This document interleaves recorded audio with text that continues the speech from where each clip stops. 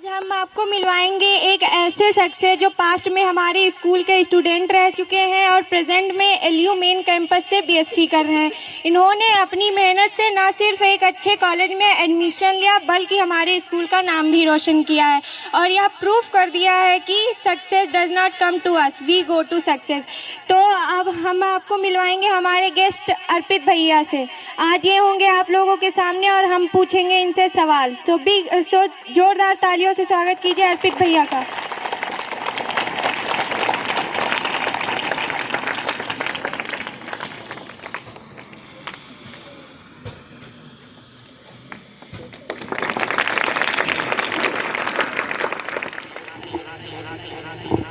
आप ये बताइए कि इतने बड़े पेंडेमिक में 2021 में जब इतना बड़ा पेंडेमिक चल रहा था, उस टाइम पे बहुत मुश्किल कंडीशन थी, सभी फ्री थी, आप भी फ्री थे, मतलब कोई काम नहीं अच्छे से हो रहा था। तो उस वक्त अपने आप को अपने कंट्रोल कैसे किया, अपने माइंड को कैसे कंट्रोल किया, कैसे कंसिस्टेंसी बनाकर आपने पढ़ाई करी? देखिए, जब कोई टारगेट होता है तो हमको वो जो देखना चाहिए सिर्फ अपना टारगेट ही देखना चाहिए, ना कि हमको क्या हो रहा है आसपास, उससे हमको कुछ नहीं डिपेंड कर रहा है। हमको जो हमारा टारगेट है वो टारगेट लेना है। उसके लिए चाहे पेंडेमिक है या फिर कुछ भी हो, कोई भी कंडीशन हो, हमको अपने टारगेट पर ही ध्यान देना चाहिए। अगर अपने टारगेट पर ध्यान देते हैं हम और उसी के अकॉर्डिंग अपनी मेहनत करते हैं तो टारगेट मिल जाएगा, अदरवाइज प्रॉब्लम आ सकती है। इसीलिए हमको कंसिस्टेंसी तो बनानी पड़ेगी। बिल्कुल सही। आप बीपीएस के या अदर जो गांव है, आपका गांव है, सभी के लिए आप एक प्रेरणा स्रोत बन चुके हैं। आप उन बच्चों के लिए क्या कहना चाहेंगे जो जिनके मन में अभी तो सपने हैं लेकिन आफ्टर 12th वो सपने गायब हो जाते हैं, वो कुछ अचीव नहीं कर पाते हैं, सब कुछ मतलब डिस्ट्रैक्ट हो जाते हैं, उनके बारे में क्या कहना चाहेंगे आप? देखिए, हम अपने टारगेट को ना पाएँ, इसके पीछे या तो ये हो सकता है कि हमारी जो फीलिंग्स है वो बहुत ज़्यादा ही ऊंची हो जाती हैं। जितना हम सोचते हैं उतनी मेहनत नहीं कर पाते हैं। जितना हम सोचें उतनी अगर मेहनत कर लें तो हमको सब कुछ मिल सकता है। लेकिन कभी ऐसा होता है कि हम अपना टारगेट जो होता है बहुत ज़्यादा बड़ा फिक्स कर लेते हैं और उस हिसाब से मेहनत नहीं कर पाते हैं। तो टारगेट ऐसा ही बनाइए जिसके लिए आप जितनी मेहनत कर सकते हैं, जितना योगदान दे सकते हैं।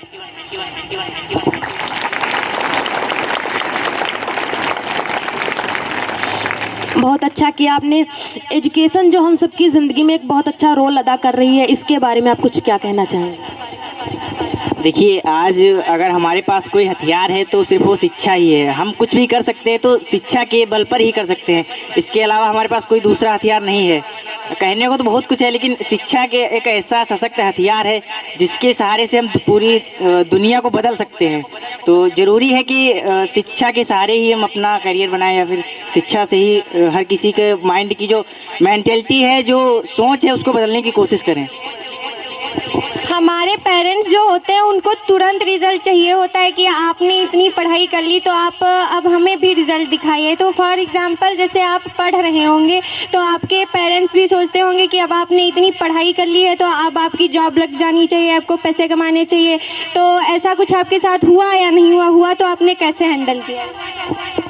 देखिए, हमारे पेरेंट्स कभी जॉब के लिए बोले ही नहीं है, अभी वो सिर्फ पढ़ने के लिए बोलते हैं। उनको पता है कि जब हम अच्छे से पढ़ेंगे तो जॉब तो लगेगी ही, जब हम पढ़ ही रहे हैं अच्छे से फिर जॉब लग जाएगी। इसलिए उन्होंने कभी प्रेशर नहीं किया जॉब का, कुछ सिर्फ पढ़ने के लिए बोला है।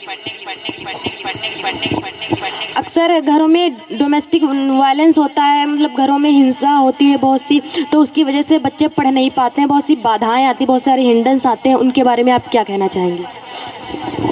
देखिए, जिसको पढ़ना है उसके लिए ना कोई बाधाएं होती हैं, ना कोई पेंडेमिक होती है और ना ही उसको कोई इकोनॉमिक प्रॉब्लम होती है। जिसको पढ़ना है अगर मान लो घर में कुछ हो रही है प्रॉब्लम है तो हम किसी ऐसे रूम में बैठे जहाँ पर कोई ना हो आसपास, या फिर वहाँ पर भी ना बैठे तो हम कहीं वहाँ से बाहर जाकर भी पढ़ सकते हैं जहाँ पर आसपास कोई ना हो, सिर्फ हम अकेले हों और हमारे पास हमारी बुक्स हों, हमारे नोट्स हों और पेन हो, इतना ही हो बस।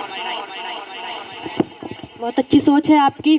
आपके घर में आपकी बहनें होंगी जो पढ़ाई भी कर रही होंगी, तो आपका वुमेन एजुकेशन पे कहने का मतलब आपके क्या विचार है उस पर? देखिए, एजुकेशन तो सभी के लिए इम्पोर्टेंट है लेकिन इसका वुमेन के लिए या फिर गर्ल्स के लिए कुछ ज़्यादा ही इम्पोर्टेंट है। आजकल जैसा हमारे समाज में चल रहा है कि लड़कियों को पढ़ाएंगे नहीं, 18 साल के हो जाए उनकी शादी कर देंगे, ये सब बहुत ही गलत बात है। इसको और वैसा भी पेरेंट्स के भी पास प्रॉब्लम होती है कि वो जब समझ जाते हैं कि हमारे जो बच्चे हैं वो पढ़ेंगे नहीं, अब उनका पढ़ने में कोई इंटरेस्ट नहीं रहा है, तभी वो ऐसा कुछ सोचते हैं, अदरवाइज ऐसा नहीं सोचते हैं। हमको पढ़ाने के लिए जितना हमने जहाँ तक देखा है कि जितने भी पेरेंट्स होते हैं वो पढ़ाने के लिए सब कुछ करते हैं। वो 2 बार नहीं खाएंगे, एक ही बार खाना खाएंगे, लेकिन अपने बच्चे को पढ़ाते हैं। अब आप बाहर गए हैं तो आपको ऐसा क्या मतलब लगा कि यहाँ क्या अंतर है कि जो यहाँ नहीं था बदलाव आपको वहाँ देखने को मिला, और यहाँ पे ऐसा क्या होना चाहिए कि जिससे यहाँ के बच्चे जब बाहर जाएं तो वो कंफर्टेबल फील करें? देखिए, ऐसा अगर यहाँ जो था, सबसे पहले तो यहाँ पर सबसे अच्छा जो हमको दिखा था वो यहाँ पर डिसिप्लिन था। यहाँ पर हर एक टीचर मोटिवेट करता था हर बात के लिए, पढ़ने के लिए। आप हमारे बीपीएस स्कूल के जो टीचर्स हैं वो दिन रात मेहनत करते हैं, हम सबको मोटिवेट करते हैं, आप उनके बारे में कुछ बोलिए। देखिए, पढ़ने के लिए सबसे इम्पोर्टेंट जो रोल रहता है वो 3 लोगों का रहता है। एक तो स्टूडेंट का, दूसरा हमारे गार्जियन का, और तीसरा हमारे टीचर का। इन तीनों का कॉम्बिनेशन, अच्छा कॉम्बिनेशन मिल जाए, ये लक की बात होती है। और यहाँ बीपीएस में ये तीनों ही अवेलेबल हैं बहुत ही अच्छे से, तो उसका यूज़ करना हमारी रिस्पॉन्सिबिलिटी बनती है कि उसको हम अच्छे से यूज़ कर लें। और हम आभारी रहेंगे सभी टीचर के जितने इस बीपीएस परिवार में सम्मिलित हैं कि उन्होंने टाइम टाइम पर मोटिवेट किया, पढ़ने के लिए मोटिवेट किया, और हर चीज़ के लिए उन्होंने एक सही दिशा निर्देश दिए। अगर आपको अच्छा लगे तो आप अपना एम बता सकते हैं हम लोगों को?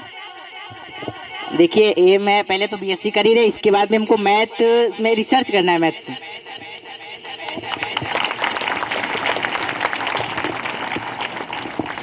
बहुत अच्छे विचार हैं आपके। आपका कहना है कि वर्क एथिक ही सब कुछ है। अगर आप कंसिस्टेंसी और कंटिन्यूटी बनाए रखते हैं तो आप किसी भी फील्ड में सफलता हासिल कर सकते हैं, क्योंकि consistency is a symbol of success. इधर से कोई किसी का क्वेश्चन है? कोई भी क्वेश्चन करना चाहता हो?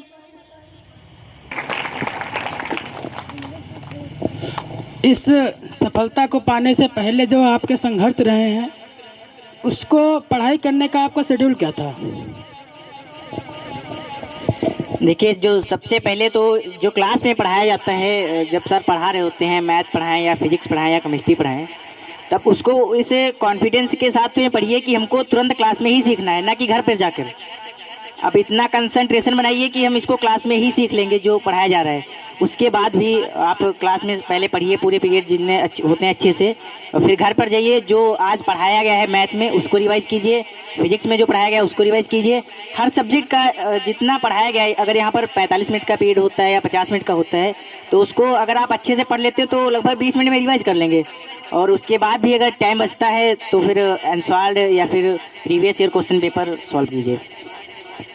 आपका जो डेली टाइम था वो कंफर्म था, इतना ही समय देना है पढ़ाई को, या जो है बदलता रहता था?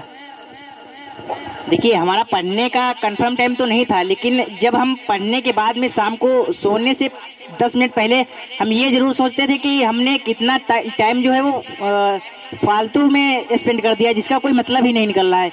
उस जो फालतू का टाइम है उसको कैसे कम किया जाए, कितना कम किया जाए, कम से कम उसको कम से कम करने की कोशिश करते थे। मतलब ये नहीं कि हम 5 घंटे ही पढ़ेंगे, ये डिसाइड नहीं है, लेकिन हम अपना जो टाइम है उसको फालतू में ना स्पेंड होने दें, ये ज़्यादा इम्पोर्टेंट है। Thank you. आप हमारे छोटे भाई और बहनों को क्या संदेश देना चाहेंगे? देखिए, जो हमारे छोटे भाई और बहन यहाँ पर प्रेजेंट हैं, हम उनसे एक आशा रखते हैं कि वो हमारे इस बीपीएस का इस तरीके से नाम रोशन करेंगे कि वो जैसे इस क्षेत्र में नाम चल रहा है वैसे ही कभी हमारा जो बीपीएस है इस डिस्ट्रिक्ट में अपना नाम रोशन करे, ऐसी हम इच्छा रखते हैं इन सभी स्टूडेंट्स से।